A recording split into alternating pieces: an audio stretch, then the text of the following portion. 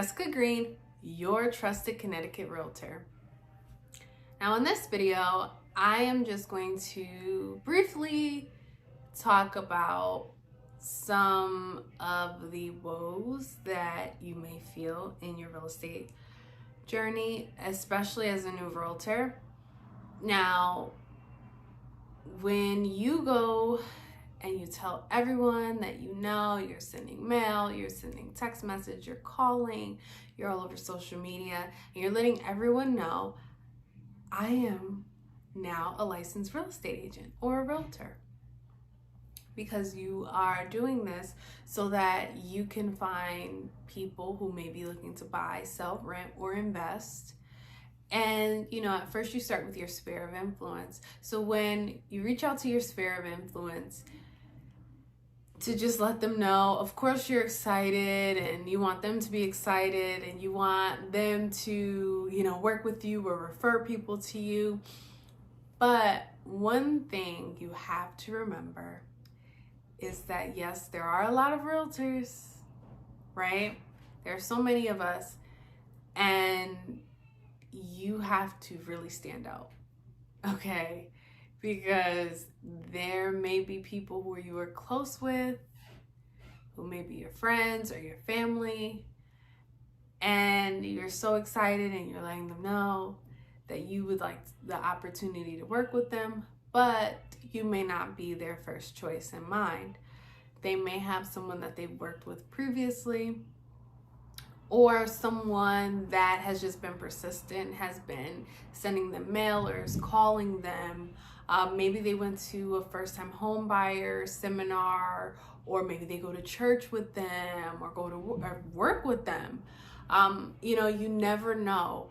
So I'm just going to say, do not feel discouraged when the person or the people that that you're close to or that are your family or friends, when they are working with another realtor. No, it's not an easy pill to swallow, and sometimes it's like, oh man, really?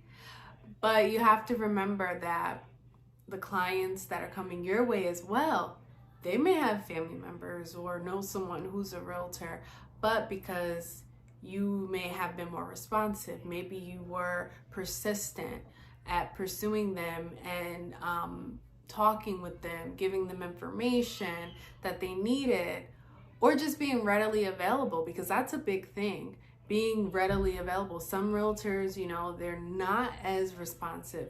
So if you're able to be responsive to your clients, I think you should do that, because you will win a lot of business that way. Now, if you do have family or friends that do choose to work with other realtors, don't be bitter at all. You don't, because if you do that, you're going to block your own blessings. And if you, harbor on that, that's not good, because then you're going to put all of your thoughts and energy into that situation. You instead should just let it fuel you to be seen more, to educate more, to talk about being a realtor every chance that you get. Now, for me, I don't use every single chance because I don't want to shove it down people's throats, but I will wear my name tag so that people, they're gonna look, right? But, everyone has free will, and you get to choose who you want to work with, depending on who you connect with. So it's like, you don't be bitter. Don't be bitter, because you don't want to block your blessings. However, just make sure that if your family, friend, or loved one comes to you and they're like, well, my realtor said this, or my realtor did this, or this is going on, or the transaction's going this way, because that will happen. I used to see jokes and memes online saying, oh, when your family member comes to you to tell you about a real estate transaction that you're not a part of, and you're sitting there thinking, if you would have called me, this wouldn't have happened. I used to laugh at those because that's funny, because I used to think, oh wow, I'd be upset. But since it has happened to me, at first I was like offended a little bit, but then I had to realize, like, being an offense is not going to do anything for me. I can't change it. All I could do is accept it and just know that I have to make sure that I put my best foot forward so that people who do know me and people that are family and friends of mine, that they think of me. And that's not their fault that they chose to work with someone else because that person was persistent and they're just doing this because they don't want to see me win. They don't want to see me prosper.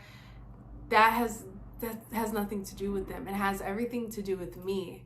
So this is like the second time that has happened to me. But what it did was fuel me to say, I have to make sure that I'm being seen. I have to make sure that I'm the first person or one of the first people that they think of when it is time to make real estate decisions, whether it's renting, buying, selling, or investing. So my message today is don't be bitter, okay? Because he who gathers by labor will increase, right? That's what the Bible, the good book, says. Therefore, you have to work. You have to work. You know, there's agents that's been doing this for 20 years. They didn't just overnight just, you know, have all these clients. It took hard work, dedication, consistency, and them putting systems in place so that they can have what they have now. So I'm not knocking anyone, and I'm definitely not going to step on anybody's feet or, you know, get upset because someone doesn't want to work with me. That doesn't mean that they don't love me. That doesn't mean that they don't care about me or anything. You know, we're all out here as real estate agents. We all have to eat. You know, some of us, this may be our primary source of eating. So you just have to put your best foot forward. And that's what my advice to a new agent who may have experienced this, or you may not experience this. But I'm just going to tell you right now, just make sure that you're in the forefront of people's minds. Make sure that you are readily available to answer questions, bring clients on showings. Make sure you get your buyer broker agreement signed too. My broker is always saying that. And because people will jump ship too. So you have to remember that too. So don't be offended about that, because someone will ask you to put them on a search for homes and then they have someone else putting them on a search as well, and then they ghost you and you're like, wait, is everything okay? I haven't heard from you. And then you find out, oh, I'm about to close on a house in 30 days, but thank you for your help. And it's like, oh, well, you could have told me. You know, I would have probably been like, wow, okay. But, you know, it's not always that easy. People may feel like they're hurting your feelings or something. So some people are not always going to be straightforward with you, but I just feel that you just have to keep in contact with your clients. And, you know, whether it's a phone call, a text, or an email, or meeting up for like coffee or lunch or something, just make sure that you keep in contact with your clients.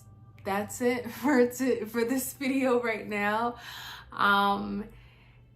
If you have any questions, comments, or concerns, feel free to reach out. And as always, go in peace and stay blessed by the best. All right, until next time.